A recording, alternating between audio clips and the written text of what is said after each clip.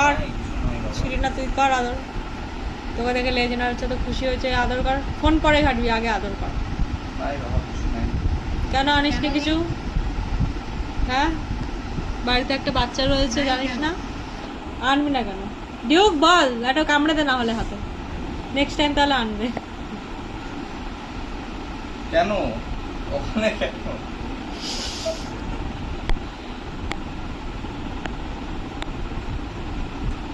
Duke কি লাগবে? তুই তো আনিসই নি কিছু। আমি খুঁজেছি ওর জন্য একটা। হ্যাঁ, সেই কবে থেকে শুধু বলছে, ডেটটা হচ্ছে নাকি এগুলো? সেই কবে থেকে বলছে দেখি জিপ ডিউকের দেখা, জন্য মেয়ে খুঁজেছে কিন্তু আনেনি, মানে খুঁজেই দেয়নি, জিপ দেখা, যোগাযোগই করছে না, শুধু মুখে দেখা। কথা। জিপটা দেখা। কেন রে, আমাদের ছেলে কি এত ভালো বাজে? লক্ষ্মী ছেলে, লক্ষ্মী কি একদম শিব ঠাকুর।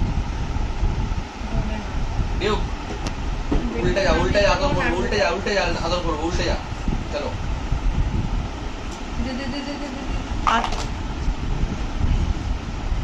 বাটু একটু হাঁচি দিয়ে দে তো, হাঁচি দিয়ে দে, হাঁচি।